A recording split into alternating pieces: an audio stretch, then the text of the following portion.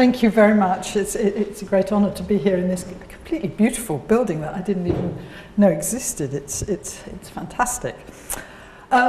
I am absolutely nobody now. Over the past few years, I've been shedding roles like a snake sheds skins, and it's extremely liberating. But I am rather conscious that I've now not seen any patients for more than 3 years, and I'm in danger of losing my contact with reality and my validity as a commentator. So my excuse is I'm going to start with the same quotation that I used in my Harvey narration back in 2011, because it's about my only justification for being here. This is classic when I press the wrong button. That's better. This is Roger Fry's portrait of Virginia Woolf, and in Mrs. Dalloway, Virginia Woolf describes one of the compensations of growing old as okay, a slow learning curve too. I will eventually get it. The power of taking hold of experience, of turning it round slowly in the light. So I can still do that.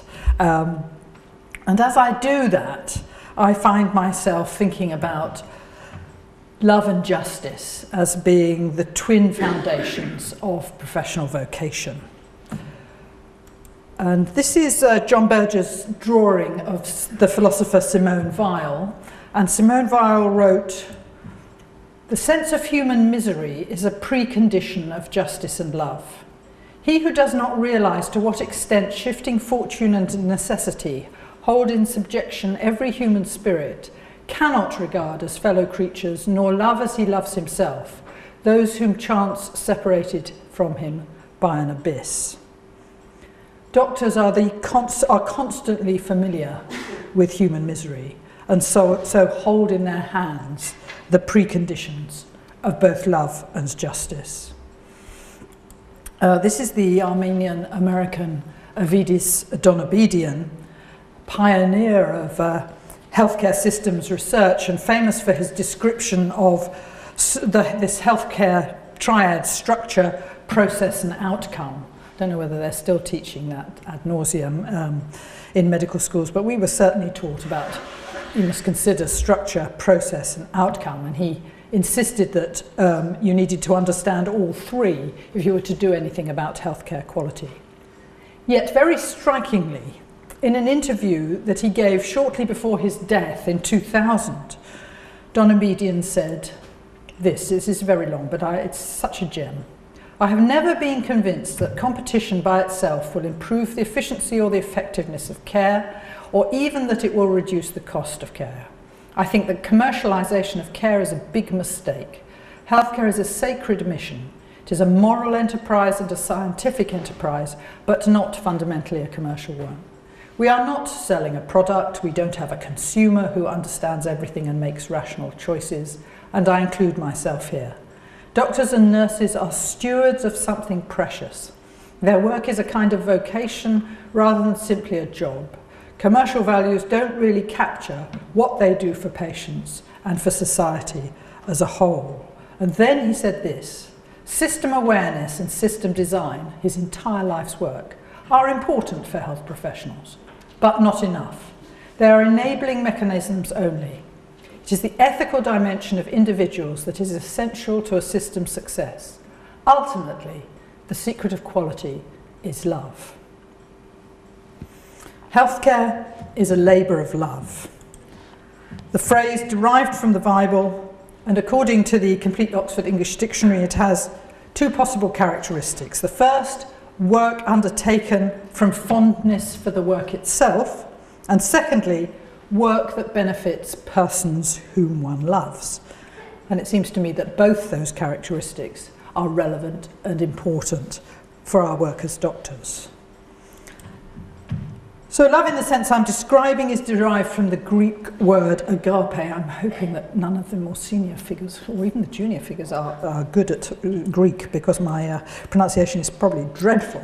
But anyway, agape is usually translated as love, but in the King James Version of the Bible it becomes charity, which I find totally unsatisfactory, and it's perhaps closer to what we understand of beneficence or altruism. It's the sort of unconditional commitment, unbiased by personal interest, that's needed by professionals. And agape is one of the 4 Greek words for love. It's like all those words for snow in Danish, but it's you know, we are rather handicapped by only having one word. So we've got eros for sexual love, philia for the love of friends, storge for family love, and agape for this disinterested, committed love. And looking at that, I'm reminded of, there's a wonderful paper, old BMJ paper by Sabin, which has the title, Fairness as a Problem of Love and the Heart. And in that he wrote, we clinicians can love our patients and the population they are a part of only when we can comprehend the needs of both in emotional as well as clinical and epidemiological terms. And he continues, being able to do this depends partly on whether our clinical education and professional ethics include public health as well as individual care values, but it depends at least as much on a political process that addresses priorities and rationing in the same caretaking spirit that the best clinicians apply in the care of their patients.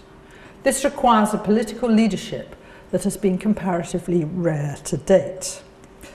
In the current state of what remains of the NHS in England, that would seem to somewhat understate the case. Comparatively rare to date, vanishingly rare to date. Now, in my view, this is this book published in 1967, the greatest book ever written about general practice, about what I try to do every day of the 35 years of my working life.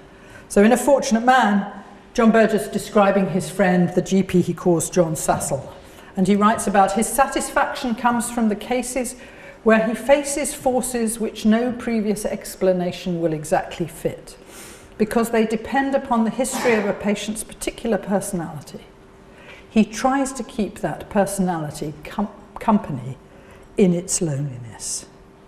And in its intense focus on the needs of particular individuals, this is the description of a labour of love. Yet, by 1996, in this book of essays, so that's just less than 30 years later, John Berger wrote, I have come to mistrust most doctors because they no longer really love people. And from the author of A Fortunate Man, that is quite a devastating indictment. What had happened in the intervening years? For one thing, the government of Mrs. Thatcher, a nadir not only for fashion, but for the politics of hope, inclusiveness, and social solidarity. This is the economist Julian Legrand, who himself became part of the problem as health advisor to the number 10 policy unit under Tony Blair. And he's written extensively about knights, knaves, and pawns in social policy. And what he does in the manner of health economists is to draw a nice diagram like this. And he puts queens and pawns on the vertical axis, as you can see, and knights and knaves on the horizontal one. And he argues that in a centrally planned economy, professionals are seen as knights, acting entirely altruistically, while the recipients of services are seen as pawns, passively grateful for what they get. And now, apparently, with a shift to a market economy, pawns become queens because the customer is always right. And professionals are recast as knaves who can be assumed to be acting in their own interests and less constrained by regulation. So when I embarked on my career in 1974, to be a public servant was to be something good. By the end of the 1980s, the same role had become, through a painful and demoralising process, somehow despicable. Economists argued that the only effective incentives were financial. What disappeared was any trace of a gift economy, within which professionals can remain knights, but recipients can be queens in a context of reciprocation and solidarity. Teachers stopped teaching sport after school. Doctors looked to give up out-of-hours care. Once altruism was no longer acknowledged and valued, it began to wither. And then in a remarkable letter, no, I think it was an email probably, Julian Legrand wrote this to me: how does the idea of greater agency for doctors sit with the idea of greater agency for patients?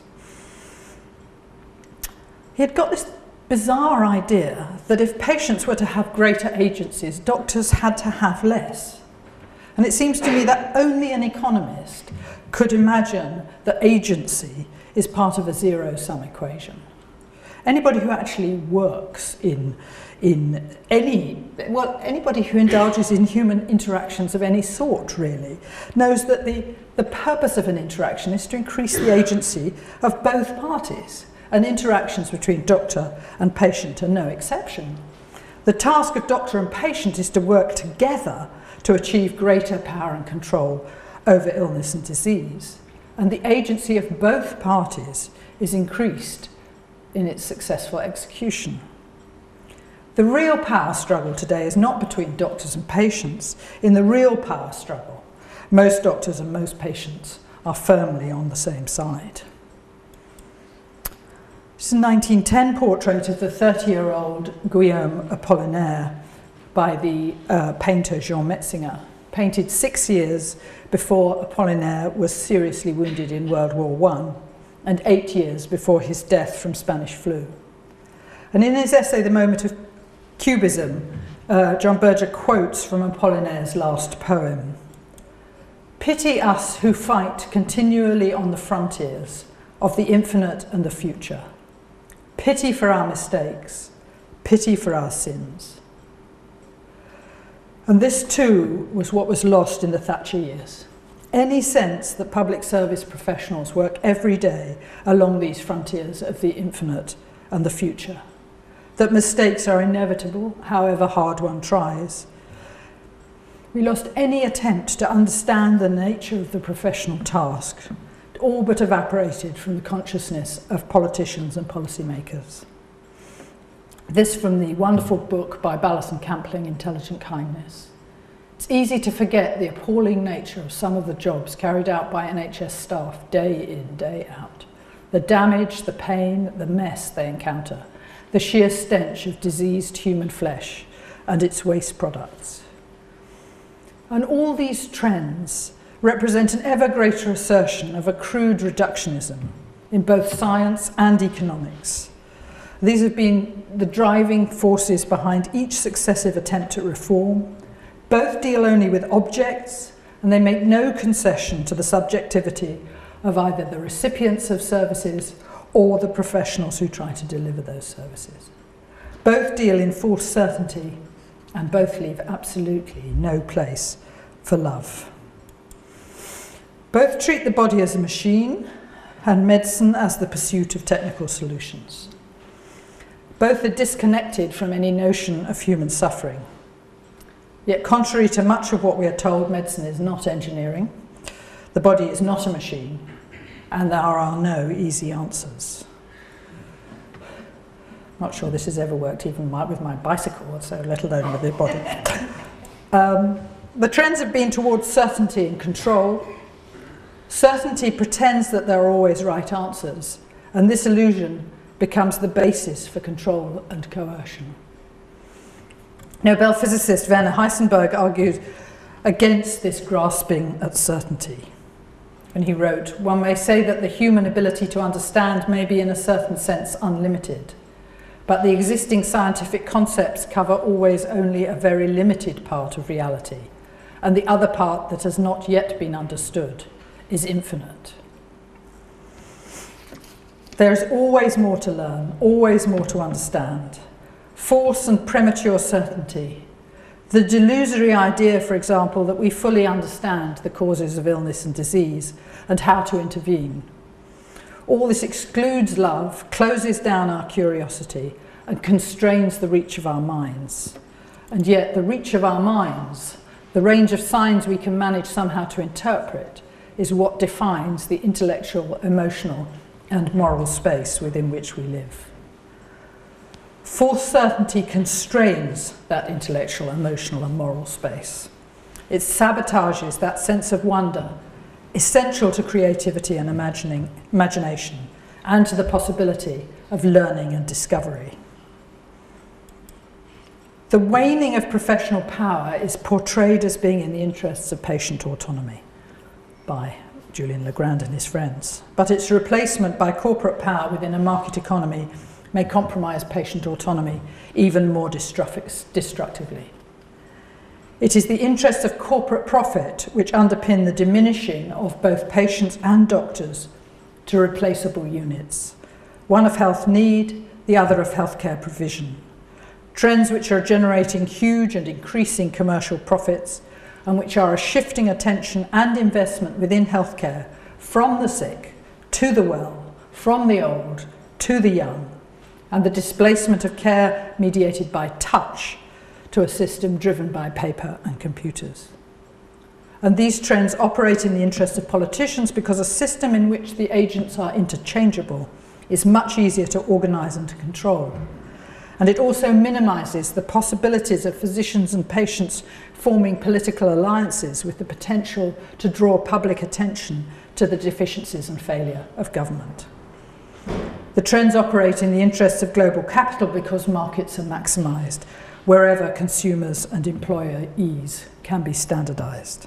As Julian Tudor Hart put it, the morale, goodwill and sense of vocation of health workers of all grades was the most valuable of all NHS assets, and its near destruction is the greatest crime of the market reformers.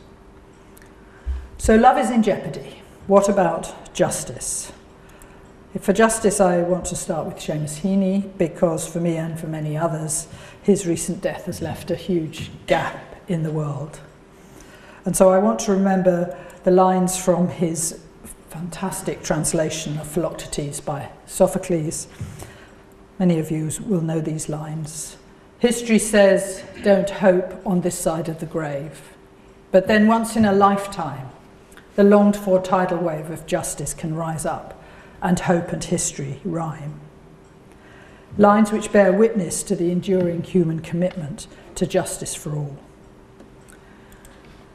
Tragically, with government by posh boys for posh boys in Westminster, there's no sign of a rising tide of justice in our society. Indeed, that tide seems to be markedly on the ebb. And the situation seems to mirror to a disturbing extent the predictions to be found in sociologist Michael Young's 1958 satire, The Rise of the Meritocracy, 1870 to 2033. And look how far, we're still miles from 2033. It's all come true.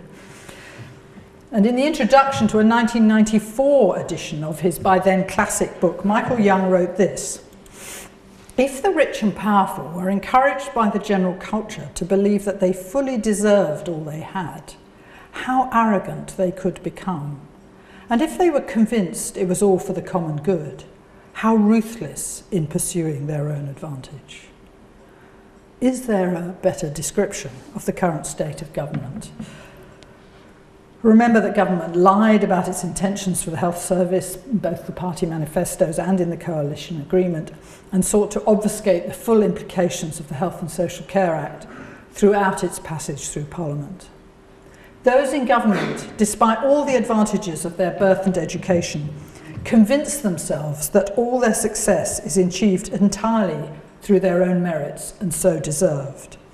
But the sinister obverse of this is that they tacitly seem to assume that the opposite must also be true, and that those on the losing side of our deeply unequal society similarly deserve their fate.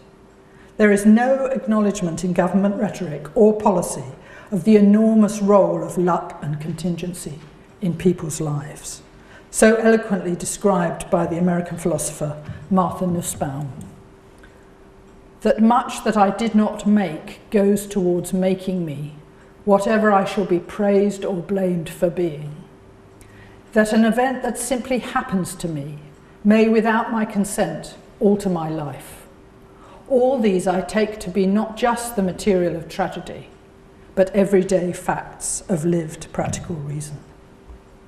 And the denial of these everyday facts seems to justify the apparent systematic demonisation of those whose luck in life has been minimal and who end up with little opportunity and less hope for a better life.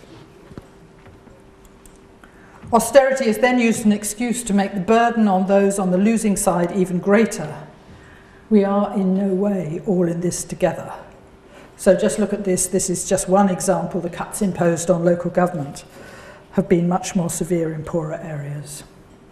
So we've got an increase in local government spending power in the affluent southeast. And just where you are, we have got a huge fall in local government spending power.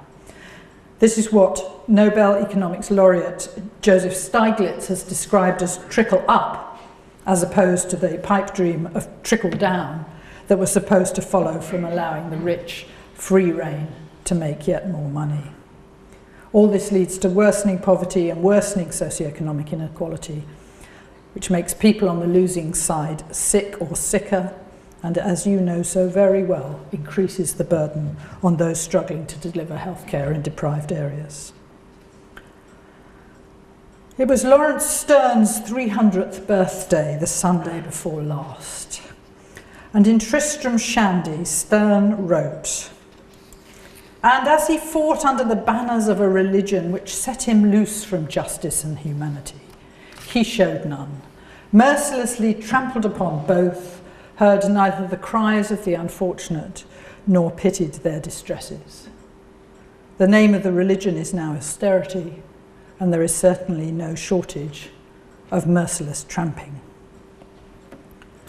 This is the great Guardian cartoonist who makes life in this country survivable just, mimicking that infamous advertisement that helped Mrs. Thatcher win the 1979 election, graphically depicting the health effects of the latest round of structural violence. Austerity causes loss of home, work, opportunity, and anticipated life story. And most of all, loss of hope.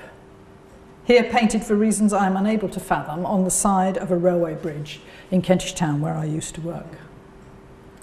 What makes somebody get up in the morning and write hope like that? Quite there, I don't know.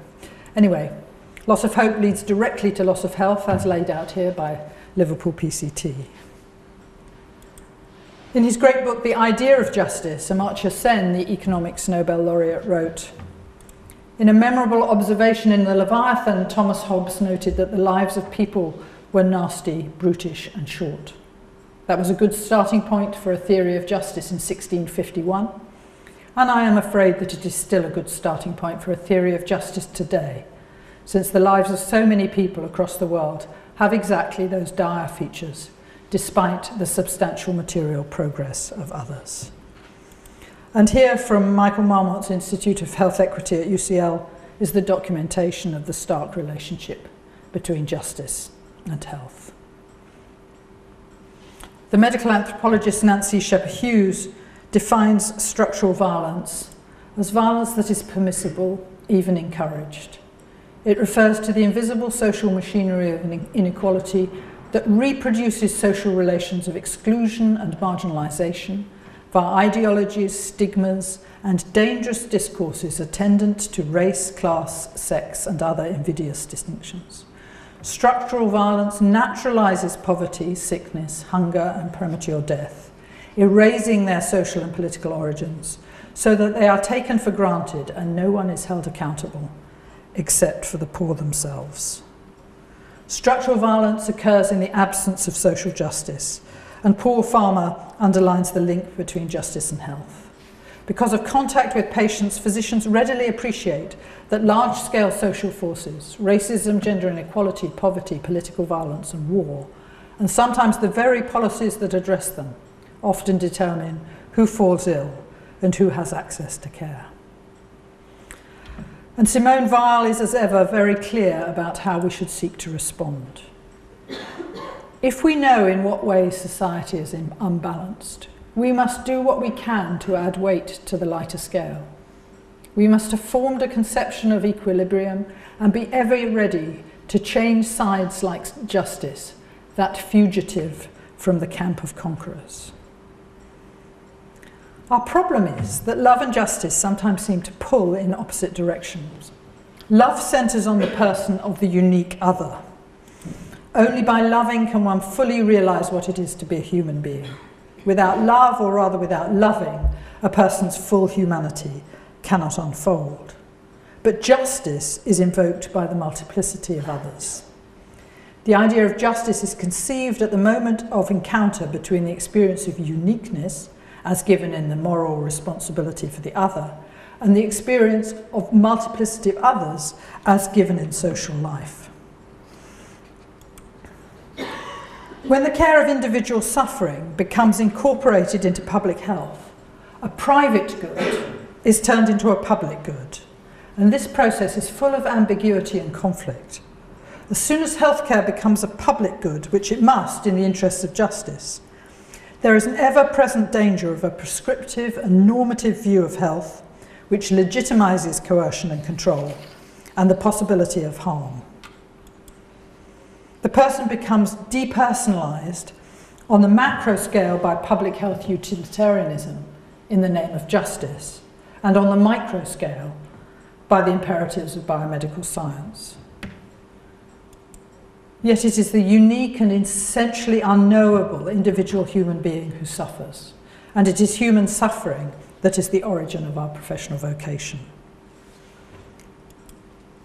The effect of science as a social force is felt across society, with the belief in the rightful ascendancy of objectivity and of numbers over the infinitely greater descriptive capacity of words. More and more medical care is driven by the correction of deviant biometric numbers rather than by an understanding of suffering. Guidelines and algorithms are now present right across society, providing simplistic solutions to messy problems and obviating the need for thought. This is Alvin Feinstein, Professor of Epidemiology at Yale, who died in 2001. And in 1998, he suggested that clinicians who know a lot allow themselves to be intimidated by numbers. The incomplete clinical reasoning is encouraged by the silence of clinicians who know better, but whose innumeracy makes them insecure or intimidated when confronted by statistics. Now, in 2001, I had the good fortune, this was a presidential bonus, to attend the Bradford Hill Memorial Lecture at the London School of Hygiene and Tropical Medicine. It was given by this guy, Sander Greenland, Professor of Epidemiology and Statistics at UCLA. Now, I understood about a 20th of what he said, but it was good. But the bit I understood was good. He described contemporary statistical practice as perpetuating hopelessly oversimplified biological and mathematical models, and of promoting excessive certainty through the promulgation of a two-valued logic which allows only complete certainty of truth or falsehood. So as one of Feinstein's intimidated clinicians who has spent a professional lifetime trying with only limited success to align the assertions and dictates of medical science with my patient's experience of illness and suffering, I found what he had to say alarming, yes, but also deeply comforting. It becomes so much easier to understand the regular appearance of apparently contradictory studies and the way in which very promising treatments can be rapidly discredited as the harms begin to outweigh the benefits. And when all of this is compounded by systematic exaggeration of claims to support the sale of pharmaceuticals or to cajole patients to participate in screening interventions, the whole enterprise becomes yet more murky. I'm arguing that the vaunted claims of certainty are illusory and coercive. The only real certainty is the moral challenge of the other. How do we undertake that challenge for each of our patients, and particularly for those who are most vulnerable and most damaged? We can never do it by allowing ourselves to become standardized and interchangeable. Human variability is such that for a seriously ill person, the physician cannot be a replaceable part. If we insist on treating ourselves as such, we should not be surprised if society treats us as labourers rather than as professionals. We should also not be surprised if it does something to us as people. As we withdraw from our patients, we will be the poorer for it. Our professional lives will be less satisfying, and we will lose much of the depth of experience that medicine can give us. This is Miguel Torga, the pseudonym of Adolfo Correa da Rocha, 1907 to 1995, one of the greatest Portuguese writers of the 20th century. He wrote poetry, short stories, plays, and a 16-volume diary. But he was also a rural general practitioner. This from his diary. I'm not equipped to get used to the routine, to sleepwalk under the professional mantle. Each consultation, even though I'm already an old hand at this job, is still an initiation rite, a smiling martyrdom. Yes, I smile, and inside I eat my heart out, unable to stick the standard treatment stamp on the envelope of symptoms. I stop, indecisive, at harm's crossroads, puzzled by its fatality, which in the best of cases is only deferred. I think that's such a brilliant description of what it is really like to be a professional struggling with the moral challenge of the other. To a very great extent, it depends on remaining vulnerable, not least to doubt and uncertainty. Only if we are uncertain will we keep thinking about the detail and complexity of each individual person and undertake what Albert Camus describes as the job of keeping alive through the apocalyptic historical vista that stretches before us, a modest thoughtfulness, which without pretending to solve everything, will constantly be prepared to give some human meaning to everyday life, which is somehow very similar to the power described by Simone Weil, the power to interpose between the impulse and the act, the tiny interval that is reflection. Where there is no room for reflection, there is none either for justice or prudence. As Martha Nussbaum insists, we need to insist that conceptual foundations matter, that the reflection on such foundations should be profoundly ethical, asking what pictures are worthy of us as human beings who are trying to live together with justice.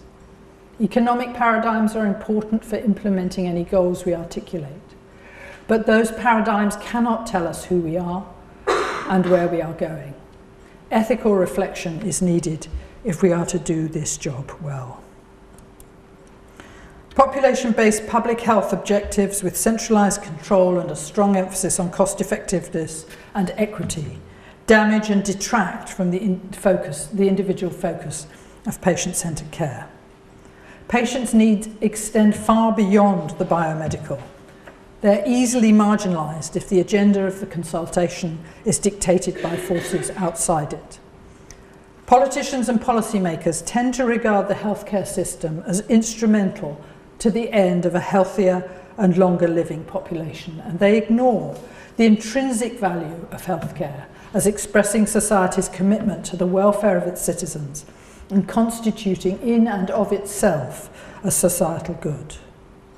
The former objectifies patients as the recipients of units of healthcare, whereas the latter responds explicitly to the subjectivity of patients. Much of the political history of the last century demonstrates how easily utilitarianism at a policy level can degenerate into the coercion of individuals. I'm grateful to Professor Tor Johan Ekelund, psychologist in Bergen, Norway, for this diagram. Within the consultation, both doctor and patient oscillate between perceiving the body as an object and as a subject. When the body is perceived as an object, the gaze of my biomedical science sees only what that particular patient has in common with other patients. The perspective is normative and it's monological.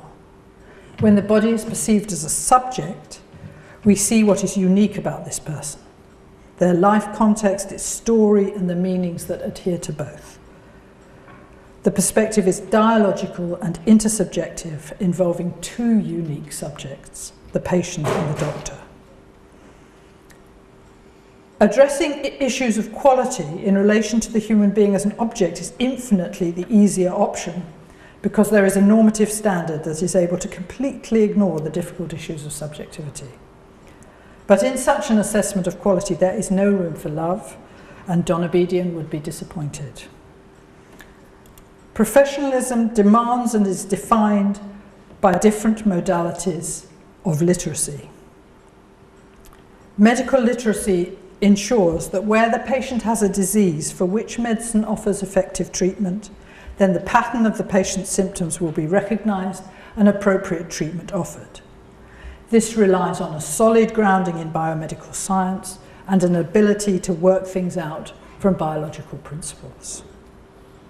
Physical literacy makes use of the doctor's subjective awareness of his or her own body combined with his or her objective knowledge of the body as a biological specimen. That combination underpins the empathic interpretation of the patient's symptoms, which lies at the root of diagnosis. Emotional literacy allows the doctor to acknowledge and witness the patient's suffering and pain, and to help in the struggle to find a way forward. Cultural literacy enriches the search for meaning with examples of the way others have made healing sense of the same sorts of hurt and pain. And finally, moral literacy, because making professional judgments in the face of uncertainty requires and will always require moral courage. Morality is not an option, but a predicament, part and parcel of human existence.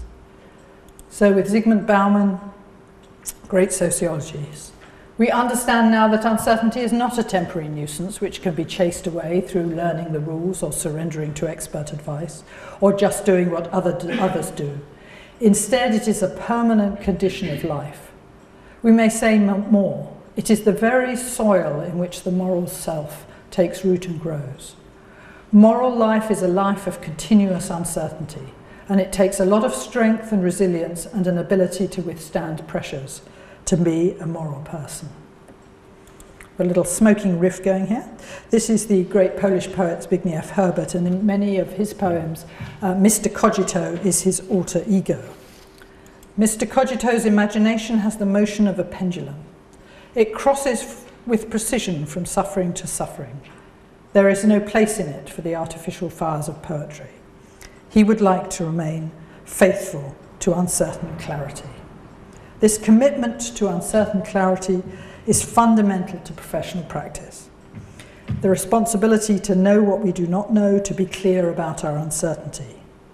The great gift of what we do is that every day, if we allow ourselves not only to listen, but to hear, we are brought face to face with what we do not know, with the limits of the understanding and power of the theoretical basis of what we try to do. Herbert requires us not to delude ourselves about the nature of the reality we inhabit and witness. The great comfort is that none of us knows exactly what will happen to us tomorrow. We know a lot about probability, but probability is a very long way from certainty.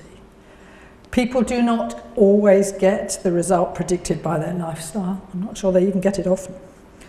Not everyone who smokes or is obese dies prematurely.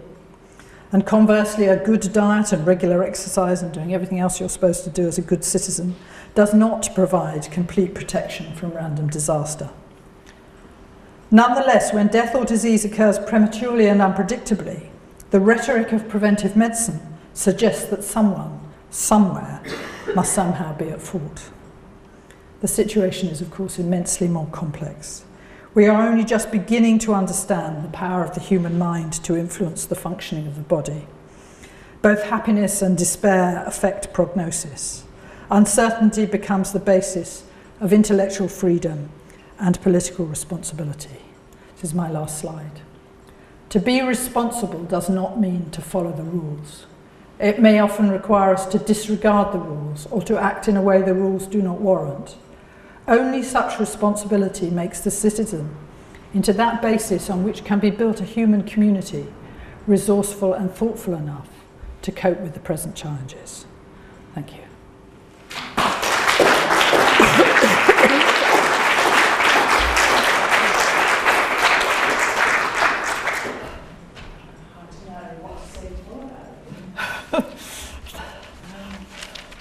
Except to say it's joyful that we can be uncertain.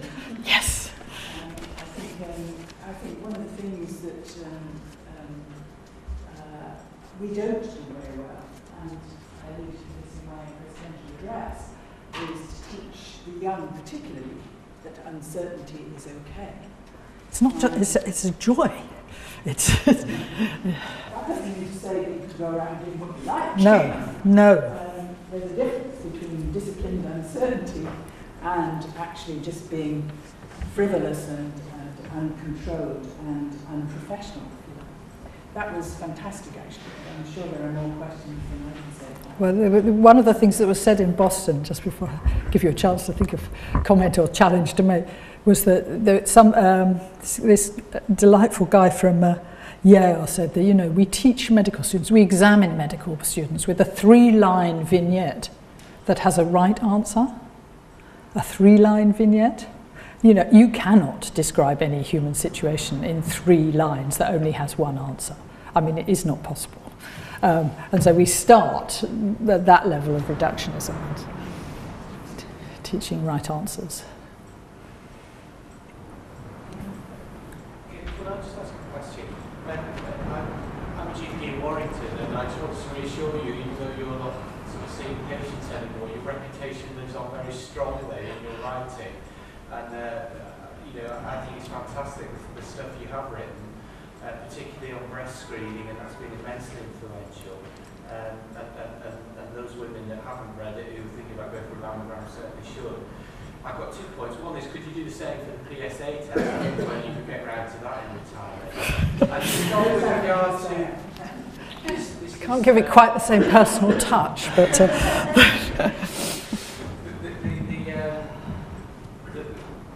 Sometimes known as caritas, isn't it? And agape, you're right, you're talking about how do we assess young doctors in simple vignettes.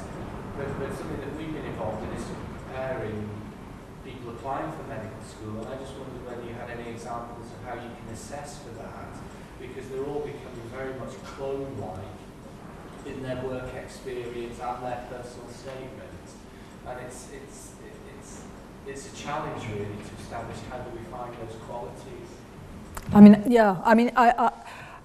I meet absolutely fantastic medical students every time I go anywhere, but I wouldn't have got into medical school these days, and I think I've had a reasonably good stab at it.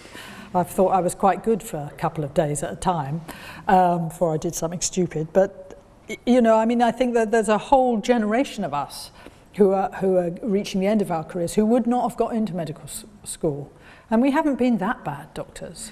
So there's something about selecting, there's something really atrocious about what we do, which is explicitly teach young people that only science matters after you're 15 if you want to be a doctor. For me, that's a tragedy, because you're never going to be able to. Science does not help you with any of these other sorts of literacy, only with the medical one, the scientific one. So I think there is a real problem, and I think it's time we reassessed the balance of intellectual achievement and other attributes. I don't know how. I'm not an expert in that, but I kind of faintly worry that I wouldn't have got into medical school. Those of us who had an A and 2 Bs, clearly you wouldn't have got into medical school. There's a few of us in the room like that. Yeah, well, exactly. I mean, almost everybody I know. And actually, a comment, I think, related to that, because it's extremely fundamental important. We've got some comment on it. It's very restraining for those that might want to think of going to medical school.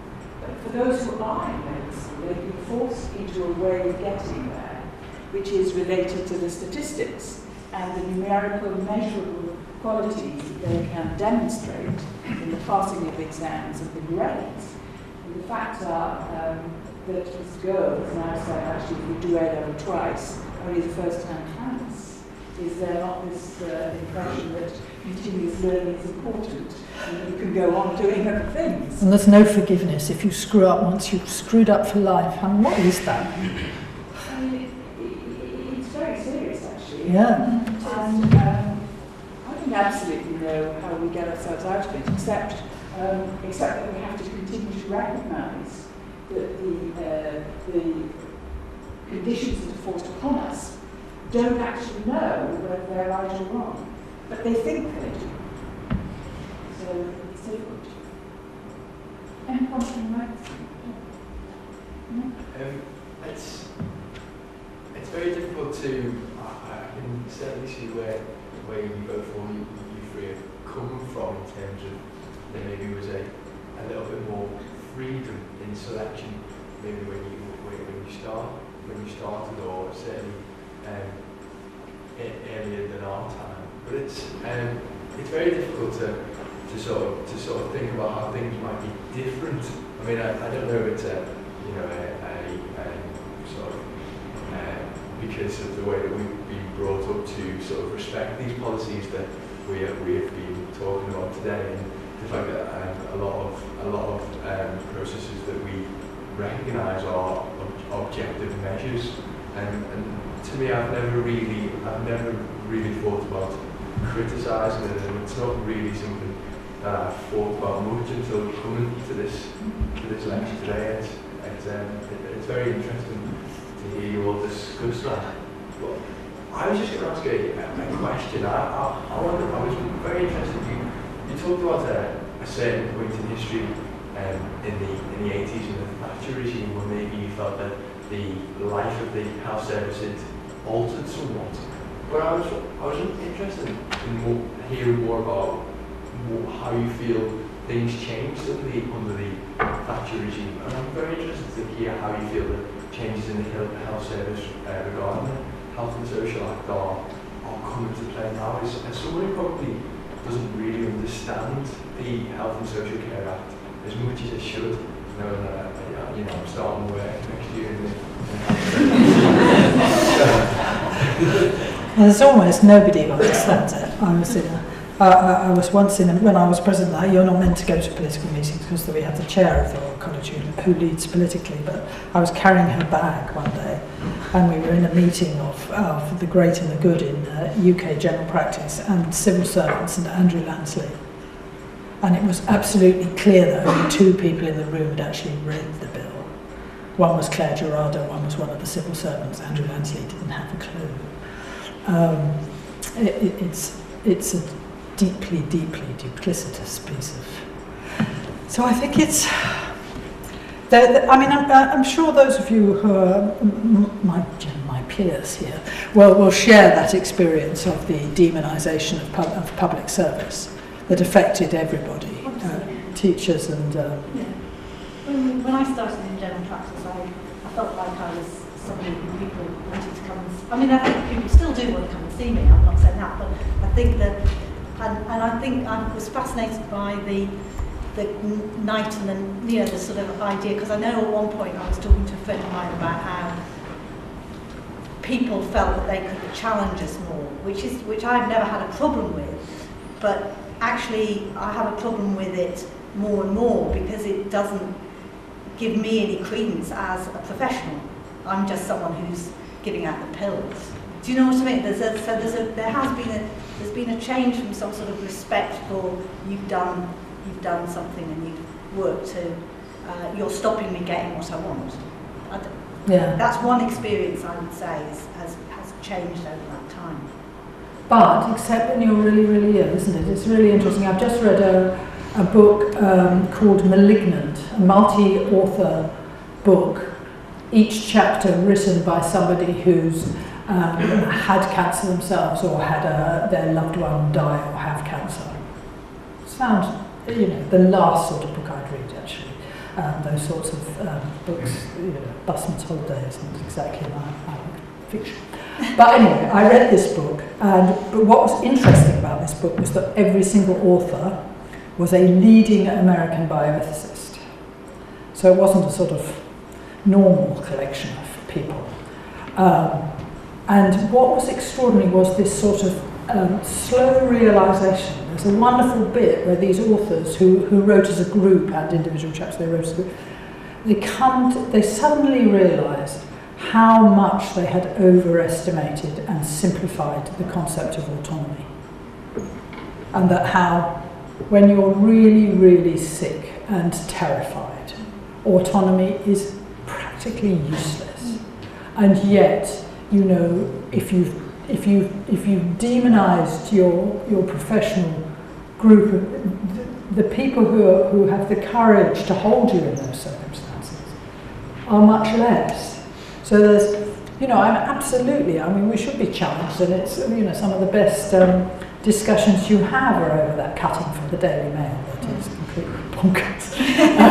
But when the chips are really down, people need someone to trust, and they will have to find someone to trust, and it needs to be you.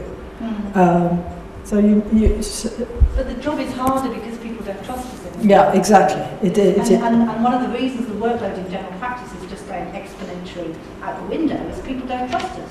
And we tell people not to trust us as well. We say, if you come to the out of hours doctors, you say, because you've got a risk thing and you're being trained against that and you're being told to safety net. So, if anything gets a little bit worse, you come back and see us. Rather than, you could probably manage this yourself. So there's that dynamic going on. But it is still a fabulous job. It is. I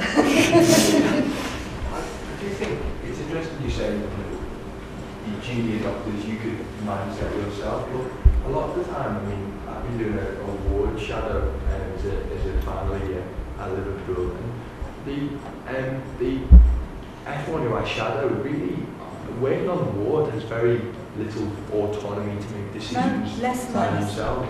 And to the point where I feel as if they probably ask for advice on things that they know the answer to, simply because they're worried about the potential repercussions of making any mistakes. But that I would say has changed in our training. I think we've moved to making doctors not trust themselves as well, and you don't learn as quickly because you have to defer. But I think we have to ask ourselves, what is the postgraduate educational process that has forced us to do that? And that is part of the control of the profession. Yes. It is. And unless we actually break out from it, that actually it won't happen. The younger generation, need to ask the question, why am I doing this? Why are we making doctors do things actually that they know the answers to but aren't allowed to do it? And I think the teaching of postgraduate doctors has actually been seriously interfered with by the control and regulation of what they do. Yeah. Sorry, we've been trying to get in. Yes. I was just going to say, how do you think doctors go about acquiring the assets that are necessary for professional practice? Do you think that it's something that happens early in the career, progressively through the career? Or do you think that it's going in any particular direction at the moment? There's all this stuff about how, students are supposed to come in wonderfully empathic and it's all beaten them out of them by the end of the third year. I don't know how, it must be a very nasty reductive piece of research, that, because it doesn't tally with any of my experience at all. I think I think it's a lifetime. It's a lifetime, and if you go into medicine knowing that you will never know it all, and you have to learn from your patients will eventually teach you everything you need to know. And there is that wonderful. The comfort for young doctors is they have all the knowledge and no wisdom, and the comfort for me is I have some wisdom and almost no knowledge, and it crosses over, and it just about balances out, and we all survive. And I was serious about the 48 hours. In general practice, I think you do. You think for about 48 hours, you can think, oh, this is going well. I can finally do this. This is great.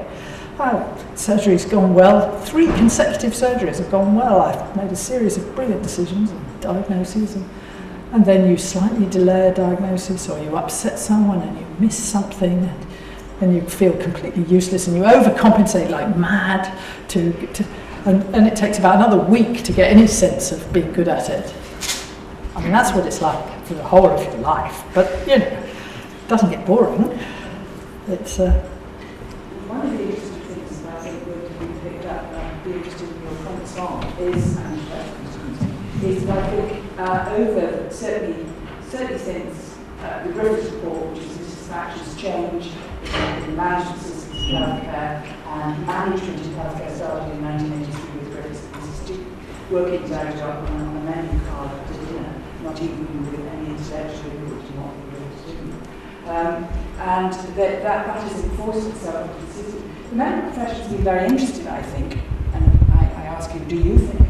Because actually we've fallen over backwards, not to be arrogant and puffed up, dare I say. Okay? We've fallen over backwards, not to argue with people, to actually not, to be egalitarian, to actually have a flat hierarchical system. The team, what a load of nonsense that you have to make team decisions. There has to be a leader. The buck stops somewhere. But don't you think we've fallen over backwards? The wonderful G.K. Chesterton, who is one of the greatest sources of wisdom, so you might as well fall flat on your face as bent too far over backwards. Which I think is he does always have the moment, and it's about, and I've touched on it. We always have to make decisions in the face of uncertainty. Every decision we make carries a greater or lesser amount of risk, however insured by crappy systems, probably even more risky if it's guaranteed by systems. And you have to have moral courage to go for it. And you have to, but if you listen to your patients and if you try in whatever part of medicine you end up in to ensure that you get some sort of continuity of care, even if you have to work extra hard, patients will forgive you when you make the inevitable mistake. It's if you allow yourself to be treated as a spare part, then they will not forgive you, because you've just slotted in, you've done something careless and you've slotted out again and you haven't. So it's absolutely essential to really engage with patients and to have the courage to do that. I was thinking, two words that I was thinking of you using in the last sentence, that general practice is very much about relationship and continuity, and how those just seem to be, and if you ask patients, it seems to me that that's what they value. So how does the public perception of doctors not reflect that? There just seems to be such a demonisation of what we're trying to be about. And I suppose that the query is how can we resurrect the value of those and put them in the public arena? Well, as you say, the doctors understand about the importance. The job is so much easier if you actually know the patient. So much easier. And patients always value. Well, that's not strictly true. If you're not ill and you just want a repeat packet of the pill or whatever, and you don't understand what it is to be really ill, i.e. most of our political classes, then actually you don't value it. It's as soon as you've got something serious, or you get old and you've got multiple, then you know you need it. And when you're sick and you have to go to outpatients, personal, you even want continuity of care from receptionists. Otherwise, I'm in the wrong place. It's not that person I recognise.